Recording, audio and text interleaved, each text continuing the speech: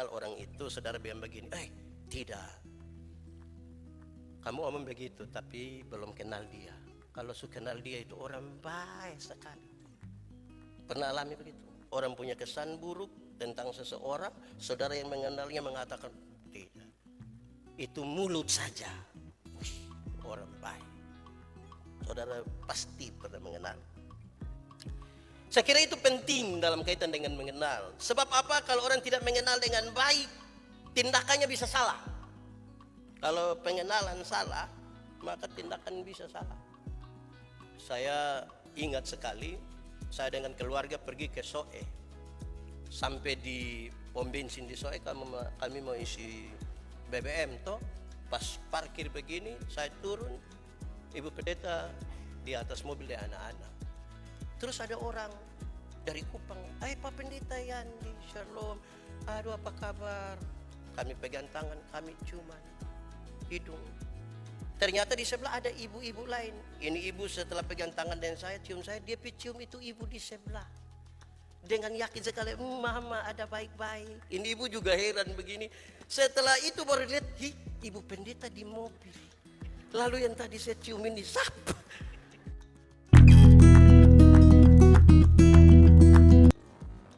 Tuhan kami berdoa, Tuhan jauhkan semua penggoda pencobaan, baik di dalam kami, baik di sekitar kami. Supaya di dalam damai-Mu kami belajar firman Tuhan. Terima kasih banyak Tuhan, berkati hamba-Mu dan berkati semua orang yang memberi hidupnya untuk pemberitaan firman hari ini. Kami rindu pada firman. Berfirmanlah bagi kami Tuhan di dalam nama Yesus, firman yang hidup itu kami berdoa. Amin. Bapak Ibu Saudara-saudara, di kesempatan hari Minggu, tema yang ditetapkan oleh Majelis Sinode Gemit adalah mengaku percaya dan mengenal yang diimani. Mengaku percaya dan mengenal yang diimani. Pembacaannya terambil dari Injil Matius pasal 16 ayat 13 sampai ayat yang ke-20. Injil Matius pasal 16 ayat 13 sampai 20. Untuk itu saya jemput jemaat Tuhan berdiri. Pengakuan Petrus. Setelah Yesus tiba di daerah Kaisarea Filipi, ia bertanya kepada murid-muridnya, kata orang, siapakah anak manusia itu?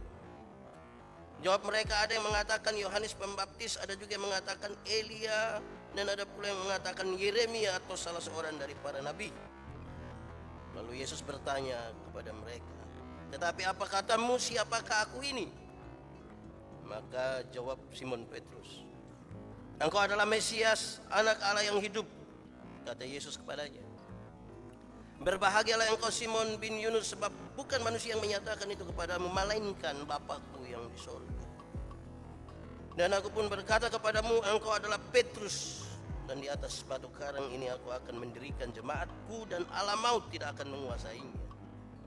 Kepadamu akan kuberikan kunci kerajaan sorga. Apa yang kau ikat di dunia ini akan terikat di sorga, dan apa yang kau lepaskan di dunia ini akan terlepas di sorga. Lalu Yesus melarang murid-muridnya supaya jangan memberitahukan kepada siapapun bahwa ia Mesias. Demikian firman Tuhan. Berbahagia setiap orang yang mendengar firman, memelihara dan melakukan dalam hidup setiap hari. Saudara-saudara, shalom. Buat sedikit shalom. Selamat pagi. Di awal saya mau kasih tahu bahwa ini hari belum terjadi perpisahan dengan saya. Ada tunda. Ini ruangan, ini dekorasi bukan untuk perpisahan. Untuk sidang Majelis Sinode Gemit. Karena itu saudara-saudara, mari kita dukung persidangan ini dalam doa. Tetapi sekaligus karena setelah kita ibadah ini, ruangan akan segera dirubah untuk menjadi ruang sidang. Tolong jaga kebersihannya. Dan hari ini kita ibadah tidak lama. Saya cepat. Bapak Ibu Saudara-saudara, tema yang ditetapkan oleh Majelis Sinode adalah mengaku percaya dan mengenal yang diimani. Saya ingin mulai dengan mengatakan ini saudara-saudara. Apakah saudara pernah mengalami suatu saat ketika berbicara tentang orang tertentu dan orang punya kesan yang buruk terhadap dia? Terus saudara yang mengenal orang itu, saudara bilang begitu, tidak.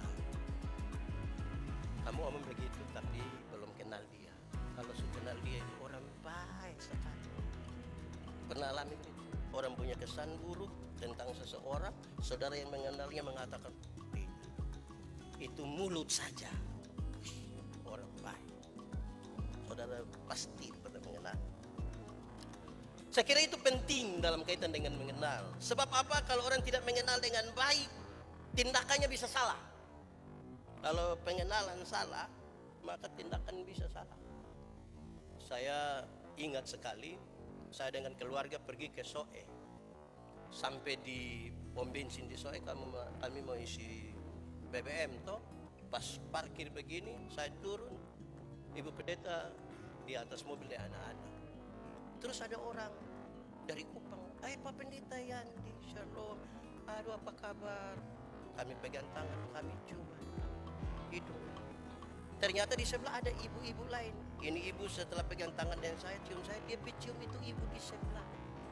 Dengan yakin sekali, mama ada baik-baik. Ini ibu juga heran begini. Setelah itu baru lihat, Ibu Pendeta di mobil. Lalu yang tadi saya cium ini siapa? Memang mengenal itu penting. Salah kenal, kita tindakan bermasalah. Tapi sudahlah, yang penting bisa bikin baik. Tapi intinya saudara-saudara, pengenalan yang benar itu menjadi sesuatu yang penting. Tapi karena tema kita itu berbicara tentang mengenal, mengaku, mengimani, maka saya tadi di belakang di Nelson ada bicara tentang dokter-dokter yang ada di agape dengan banyak. Lantas saya berpikir begini, saudara tahu bahwa ada seorang dokter yang bagus, dia menangani pasien dengan baik. Saudara sakit, kita sakit. Waktu saudara tahu dokter itu bagus, saudara sembuh? Tidak. Sudah tahu dokter itu bagus, saudara belum tentu sembuh. Saudara pergi ke dia, sudah sampai di dia, dia kasih resep, kasih obat, sembuh saudara? Tidak juga. Saudara hanya bisa sembuh kalau tahu dia bagus, pergi kepadanya, dikasih resep, anjuran-anjuran ikut, sembuh. Banyak orang masih sampai pada pengakuan bahwa Yesus itu luar biasa, Yesus itu terlalu dahsyat. Banyak orang baru sampai di situ. Tapi mengandalkan dia untuk sesuatu adalah barang yang agak rumit dalam perjalanan kekristenan. Saya kemarin pulang dari Jakarta, di pesawat saya pikirkan dalam merenungkan bagian ini, saya pikirkan satu bagian. Tuhan Yesus adalah orang terkenal yang tidak dikenal oleh banyak orang. Saya ulangi, Tuhan Yesus itu adalah orang terkenal. Kita hidup tidak sesama dengan dia. Ada 2000 tahun lalu dia hidup, tapi dia sangat terkenal hingga hari ini. Bahkan orang yang tidak mengimani dia juga cari-cari tahu tentang dia. Sangat terkenal, tapi tidak dikenal oleh banyak orang. Dia terkenal tapi tidak dikenal oleh banyak orang, karena orang hanya sebatas tahu nama. Isi hatinya, kerinduannya, semua yang ada yang di dalam hidupnya tidak diketahui, apalagi diyakini, diimani oleh seseorang. Saya ulangi kalimat ini, Yesus orang terkenal yang tidak dikenal oleh banyak orang. Kita membaca bagian ini, saudara-saudara, menurut Matius pasal 16 ayat 13 sampai ayat yang ke-20. Dengan sebuah pertanyaan yang ringan sekali, siapakah Yesus? Siapakah Yesus? Saya coba mengelompokkan jawaban ini tentang Yesus menurut kelompok-kelompok ini. Pertama, saya sebut pertama sebagai kelompoknya Herodes. Kelompok Herodes. Kalau kita baca di Injil Lukas pasal 9 ayat 7 sampai 9. Herodes mendengar bahwa Yesus adalah Yohanes yang telah bangkit, Elia yang telah muncul kembali, atau nabi-nabi terdahulu. Herodes sangat penasaran dengan Yesus. Herodes rindu bertemu dengan Yesus. Dia bertemu untuk apa? Untuk mengkonfirmasi, karena kalau itu disebut Yohanes Pembaptis, kan Yohanes Pembaptis sudah dibunuh. Lalu ini siapa lagi yang muncul? Saya menggarisbawahi kata mengkonfirmasi. Banyak orang penasaran sekali dengan Tuhan Yesus dan ingin mengkonfirmasi lewat banyak sekali catatan sejarah dan bukti-bukti tentang itu. Tapi mohon maaf saudara, saya bilang kepada saudara hari ini, mereka masihlah ada di dalam kelompok Herodes. Dan orang yang seperti ini pasti tidak beriman. Dia akan melihat dulu baru percaya. Dia akan mengkonfirmasi lebih duluan baru dia meyakini sesuatu. Kan bertentangan dengan iman. Iman adalah dasar dari segala sesuatu yang kita harapkan dan bukti dari yang tidak kita lihat. Coba renungkan baik-baik dalam hidup kita saudara-saudara. Apakah kita orang-orang yang termasuk di dalam kelompok ini yang penasaran betul dengan banyak hal? Sekedar tentang Yesus sejarah. Dan bukan Yesus Tuhan dan Juru Selamat atas hidup. Pak Pendeta, Tuhan Yesus itu yang umur 12 tahun ke atas sampai 30 itu di mana? Saya tidak mengatakan bahwa informasi itu tidak penting. Penting sekali, tapi ada hal lain yang lebih penting dari sekedar kita punya rasa penasaran. Saudara akan habis dengan banyak pertanyaan, saudara akan habis dengan banyak buku-buku tentang Yesus. Kelompok pertama.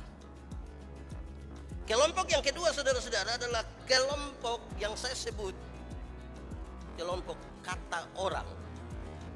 Tuhan Yesus bertanya, apa yang orang-orang katakan tentang saya? Dan murid-murid menjawab, masih sama seperti yang Herodes bilang. Orang-orang mengatakan bahwa engkaulah Yohanes yang telah bangkit, Elia yang muncul kembali, dan nabi-nabi terdahulu yang telah bangkit. Masih menurut apa kata orang, tidak ada perubahan. Saya mencatat dengan baik di sini, belum ada arti yang lebih dari sekedar mendengar, berpikir dan berbicara tentang apa kata orang tentang Yesus. Tuhan Yesus tahu bahwa ini sesuatu yang bermasalah bagi murid-muridnya. Dan sekarang dia mengerucut pada pertanyaan yang penting. Tapi menurut kamu siapakah aku? Itu kan orang-orang bilang. Yang kamu dengar, yang kamu baca itu kan yang orang-orang bilang. Penjelasan-penjelasan dari pendeta Yandi itu kan itu yang orang bilang. Masih ada orang hidup dalam apa kata orang tentang iman. Memang pengaruh tentang kata orang terlalu besar. Kita ini mau gunting rambut tergantung apa yang orang bilang. Ini nanti orang bilang apa. Warna rambut ini nanti orang-orang bilang. Ada orang yang tidak bisa bikin pesta, tapi nanti kan perasaan orang-orang yang bikin pesta. Dia bikin pesta. Datang besok pagi petugas koperasi datang, dia pusing. Nah ini kata orang. Jadi ya kita berhenti sudah dengan apa kata orang toh. Karena apa? Tidak harus semua yang kita buat itu harus menunggu apa nanti kata orang tentang gitu. Tidak harus. Jangan sibuk dengan kata orang. Nah kelompok yang ketiga ini saudara-saudara. Saya sudah janji saya khotbah cepat-cepat. Saya nanti lama saudara. Yang ketiga, kelompok orang percaya. Dan saya kira ini yang paling ideal untuk mengarahkan kita, untuk merenungkan kita masuk dalam kelompok ini atau tidak. Kelompok orang percaya ketika Yesus mengatakan, lalu apa katamu tentang aku? Petrus mengatakan begini, engkau adalah Mesias, Anak Allah yang hidup. Engkau Mesias, Anak Allah yang hidup. Itu pengakuan yang betul-betul muncul pertama. Petrus adalah orang pertama yang mengatakan engkaulah Mesias. dalam pengalaman perjumpaannya dengan Yesus. Sudah tidak lagi menurut apa yang Herodes katakan, seorang pejabat. Atau dalam konteks ini, bahkan saya ingin mengatakan dan mengganggu saudara bahwa dia tidak lagi mengatakan apa kata Bapak Gereja tentang Yesus. Tetapi dia mengatakan Yesus menurut pengalaman perjumpaan pribadinya dengan Yesus. Pengalaman itu yang begitu kuat untuk dia berani mengatakan kepada Tuhan, Engkaulah Mesias, Anak Allah yang hidup. Saya kira memang betul saudara, karena pengalaman dengan Yesus itu kata kunci. Maria pagi-pagi buta pergi ke kubur itu.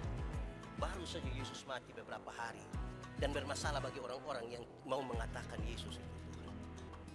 Tapi Maria itu bangun pagi-pagi pergi ke kubur itu. Kenapa Maria berani? Padahal itu pagi-pagi buta, listrik belum ada. Kalau ada dia mungkin mati. Terus menuju ke kuburan. Orang-orang bilang di kubur itu banyak setan. Betul? Betul kok tidak? Betul kok tidak? Tidak betul. Di kubur itu banyak mayat betul, tapi belum tentu banyak setan. Setan itu ada di mana-mana. Di rumah ada kok tidak?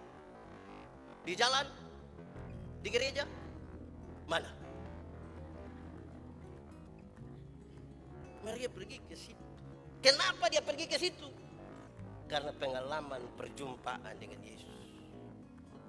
Maria inilah yang disebutkan dalam Lukas pasal 8. Dia kerasukan 7 roh jahat. Tuhan Yesus sembuhkan dia, dan pengalaman itu membuat dia mengabdikan diri pada pelayanan Yesus dan mencari Yesus. Pasti perenungan hari ini bagi kita, apakah kita punya pengalaman dengan Yesus secara pribadi? Karena ada lanjutannya. Yesus tahu persis bahwa pernyataan Petrus ini adalah pernyataan yang tulus sekali. Dan dalam ketulusan itu Yesus kemudian bilang begini, Petrus, engkaulah batu karang. Saudara-saudara, di atas batu karang ini akan didirikan jemaat. Mari kita masuk sedikit pada pernyataan. Saudara-saudara, gereja Tuhan, persekutuan orang percaya, adalah persekutuan yang dibangun di atas pengakuan percaya bahwa Yesus Tuhan. Jadi kalau masih ada saudara ragu-ragu hari ini dengan Yesus, tidak pantas masuk dalam persekutuan orang percaya. Masih ragu dengan Tuhan Yesus, tidak boleh masuk dalam persekutuan orang percaya.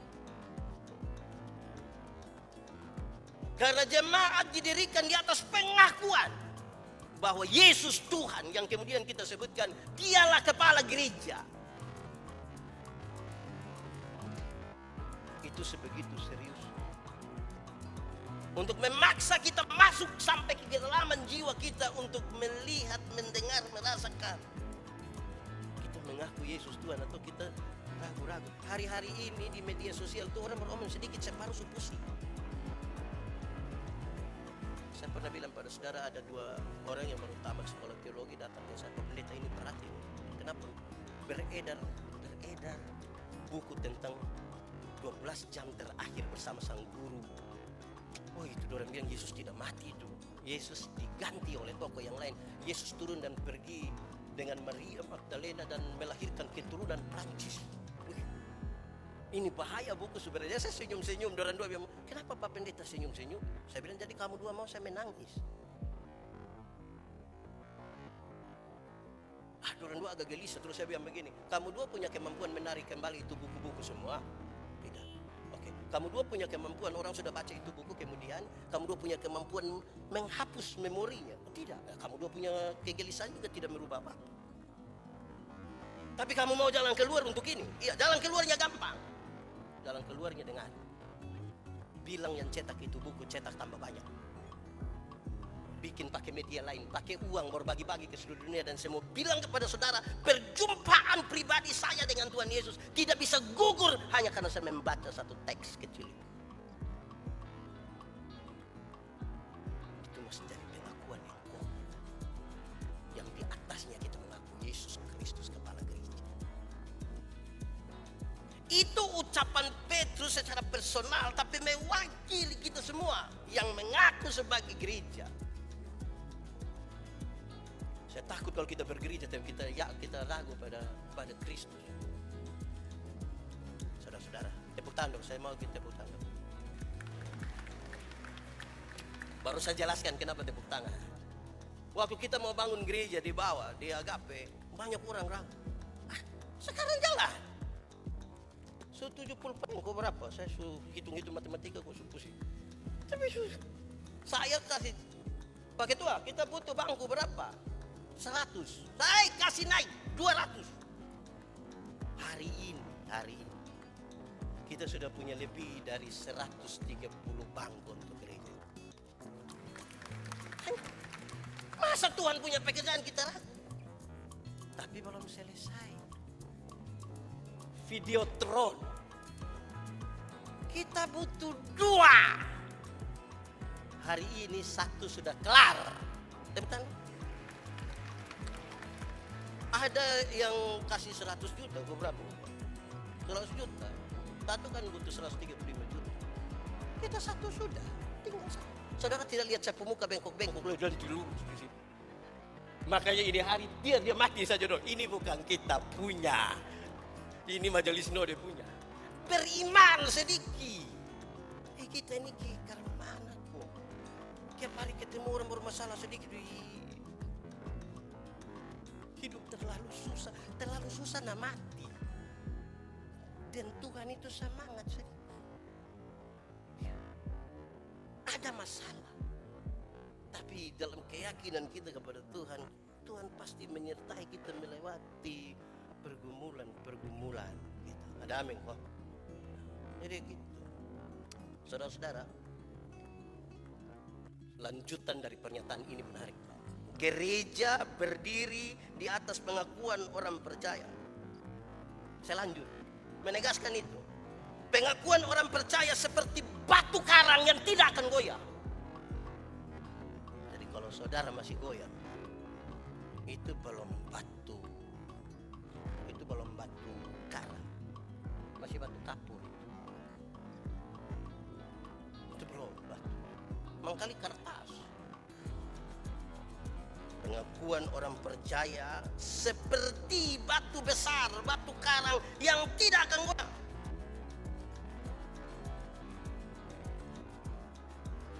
Saya lanjut lagi. Kunci kerajaan diberikan kepada mereka yang punya pengakuan yang tidak akan goyah. Kunci kerajaan diberikan supaya apa? Masuk. Kan kunci kita pegang. Kunci kita pegang, lagi ada orang dalam di surga. Dia bernama Yesus. Masa tidak masuk?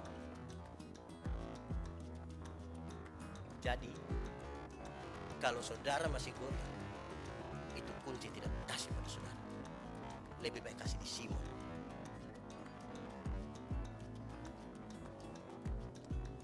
Pengakuan kita itu batu karang. Ini baru masalah sedikit waktu Sugoya lain tidak datang gereja lain, makin menjauh dari Tuhan lain. Nah mau percaya ke mana? Boleh begitu, mesti percaya apapun terjadi. Pak Pendeta, bagaimana kalau saya salah percaya? Tugas kita percaya. Penilaiannya nanti dari Tuhan. Tugas kita percaya. Sama iman. Saudara, lanjutan kalimat ini. Dan karena itu ada keselamatan di dalam. Ada keselamatan.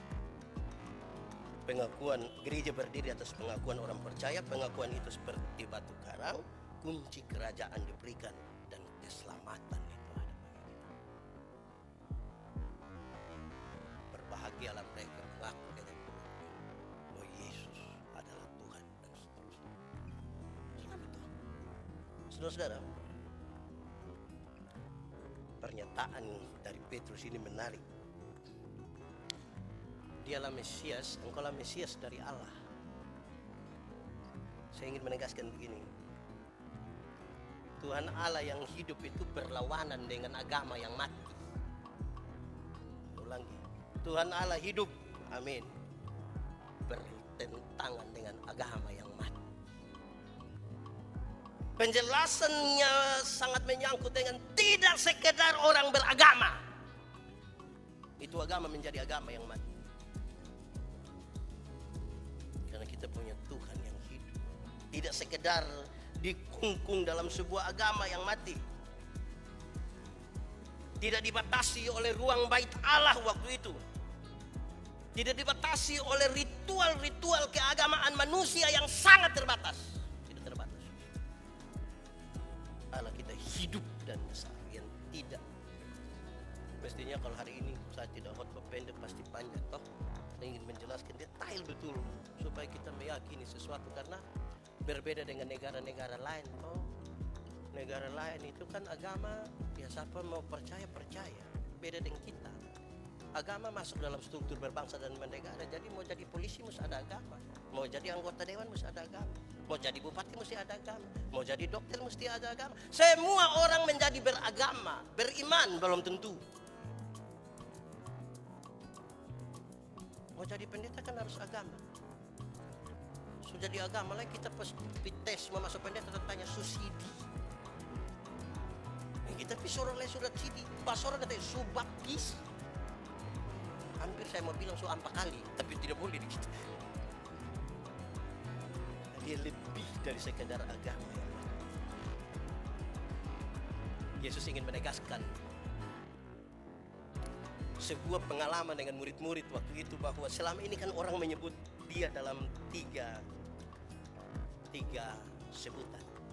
Sebenarnya sama-sama, ada yang kurang lebih sama, tapi saya orang banyak dan termasuk para murid masih menyebutnya Rabi, guru dan nabi. Tapi hari ini ada sesuatu yang baru dalam perspektif perjumpaan. Mesias, anak Allah yang hidup. Lalu apa sambutan Yesus tentang pernyataan itu? Tuhan Yesus begini, hanya Bapa yang mampu mengatakan itu. Ya, ini bukan kata-katamu sendiri Petrus, Bapa yang menyuruh engkau mengatakan. Orang tidak bisa datang kepada Tuhan dalam keyakinannya sendiri, tapi karena Tuhan yang menggerakkan untuk mengaku engkau Tuhan Yesus. Pernyataan kedua adalah Yesus melarang mereka jangan kasih tahu kepada orang lain. Kamu sudah tahu toh? Kamu sudah tahu? Jangan kasih tahu orang. Kenapa jangan kasih tahu orang? Satu, nanti akan ada kekacauan. Kalau kasih tahu orang pasti kacau. Kacaunya di mana? Kacaunya pasti pertentangan, tapi saya tidak mau pertentangan. Kacaunya begini saudara-saudara. Dalam konstruksi berpikir orang-orang Yahudi, kalau Mesias itu sudah datang, berarti terjadi peperangan untuk Yahudi, karena dia pahlawan perang. Hari ini Mesias sudah ada, dan tanya perang kapan? Mau perang pasti. Tapi yang kedua yang lebih spesifik dari itu, jangan katakan kepada Paul, biarlah Paul mengalami sendiri dengan Tuhan Yesus. Dan dia mengatakan yes. Saya sekarang bisa bahasa Inggris walaupun hanya satu kata, yes. Kata kedua itu saudara yang bilang saya yes. Jangan katakan kepada Cornelius, tapi bersama-sama dengan dia sampai dia menemukan jawaban. Ya, engkau. Jangan katakan kepada Simon supaya dia kerja di gereja di kantor Tuhan Yesus. Ya. Tapi itu tidak bermaksud tidak usah ada pekabaran Injil. Karena poin yang ingin disampaikan adalah iman tidak boleh dipaksakan. Jadi aci-aci dong, tidak usah kasih tahu di anak buah di toko, bilang, lu kalau tidak terima Yesus gaji ini bulan tidak ada. Oh, itu tidak bisa. Itu tidak bisa begitu. Itu paksa. Iman dan Tuhan itu tidak boleh dipaksa. Supaya satu waktu agama tidak ada sekalipun orang beriman masih hidup. Tidak usah paksa. Kehidupan kita dengan Kristus menarik perhatian. Hubungan dengan Tuhan itu kan harus hubungan yang berkualitas. Kualitas itu memaksa orang untuk melihat, oh betul ternyata hidup dalam Tuhan begini. Kalau begitu kami juga ingin mengenal Tuhan itu. Perjumpaan dengan Tuhan itu kemudian membuat, wah, betul. Baik saudara-saudara, masing-masing orang jangan dipaksakan ya. Kita punya tugas kasih tahu, membimbing, tapi nanti dia ambil keputusan. Jadi bapak mama dan tolong jangan bilang, sini cepat kau ikut ketika sasi itu. Ibu Ellen sukung, Putri sukung, cepat-cepat. Ikut ketika sasi dia ini kelas 3 lagi nanti. Memangnya mengaku iman hanya kelas 3. Tugas kita adalah ibu-ibu, bapak-bapak, bawa anak ikut sekolah minggu. Ikut sekolah minggu. Kasih tahu dia ikut sekolah minggu. Ini ikut sekolah minggu pemalas. Tapi cita-cita jadi saksi Kristus. Gak bisa. Saya pernah bilang pada saudara, dorong anak-anak kita ikut sekolah minggu. Karena kita ini dorong-dorong ikut les bisa. Ikut les bahasa Inggris sayang. Biar ngomong itu bikin keliru pendeta Yandi. Ikut les bahasa Inggris bisa, ikut les bahasa Mandarin bisa, ikut tari balet yang dalam hanya pakai ujung jari itu ayo ikut saya, dia pemalas, ikut nanti mama beli kasih ujawas, mama beli oto hanya untuk jadi anak sekolah minggu bilang jangan kas bangun deh, hari minggu dia istirahat dulu, nanti dia istirahat terus, kas bangun dia ikut sekolah minggu. Supaya nanti dia dengar, oh dia ambil keputusan. Ya, engkaulah Tuhan. Oke, terakhir saja. Saudara-saudara, ternyata di kesimpulan saya ingin mengatakan ini. Ternyata satu, berada bersama dengan Yesus tidak memastikan para murid itu mengenali Yesus. Tiap hari sama-sama dengan Yesus ini. Yang jalan piman mana ada Yesus ini. Itu pun separuh masalah. Apalagi kita ini yang di rumah saja yang ada bilang taruh tangan Tuhan, berkatilah rumah ini ya Tuhan. Ini tantangan berat. Murid yang tiap hari ada jalan-jalan di Yesus, separuh masih meragukan. Jadi ini kita butuh menembus batas betul-betul untuk mengatakan ya. Sekaligus ini kritik bagi kita semua, bagi pendeta Yandi, bagi kita semua. Beraktivitas rohani tiap hari, berkhotbah tiap hari, tidak menjamin betul-betul bahwa kita mengenali Yesus. Jangan sampai betul salah kenal dengan Yesus.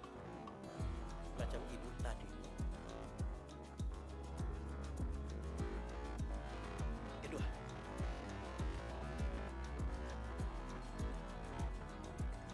Simon Petrus mengatakan, engkau adalah Mesias yang dijanjikan Allah. Apakah ia memahami apa yang dia katakan?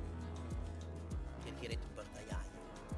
Dia sudah omong, tapi apakah dia bicara dari sebuah pemahaman yang benar? Mestinya iya ya. Tapi pernyataan itu sebagai pintu masuk untuk kita menyatakan sesuatu. Kadang-kadang kita puas di dalam dunia kata-kata.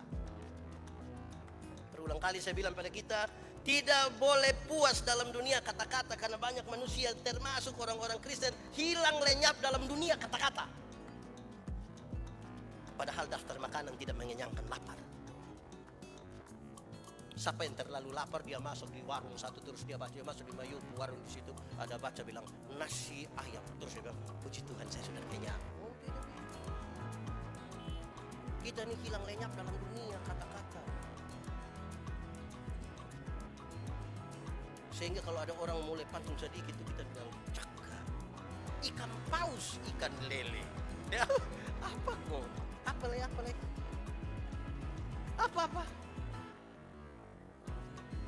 Opo Hongkong. Kita hilang lenyap dalam dunia kata-kata. Berhenti sudah dalam dunia. Kata-kata itu perlu, terlalu penting. Tapi jangan hidup dalam kata-kata.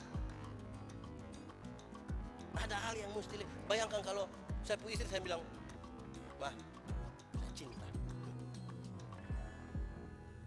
Terus dia bikin status, ternyata Bepu suami terlalu cinta. Terus orang bilang, "Kok papa ada bikin karmana?" Dia bilang, "Saya cinta." Begitu cinta. Ada mesti lebih dari sekedar kata-kata. Muslim. Terakhir, dalam itu semua kan betul-betul relasi, toh. Kenal, tahu informasi tanpa relasi adalah sebuah kesia-siaan dalam iman. Berulang-ulang kali saya bilang kepada jemaat, Presiden Republik Indonesia siapa? Siapa? Prabowo. Tahu dari mana? Radio, televisi, koran, baca seluruh biografi Prabowo, bahkan saya yang memilih dia.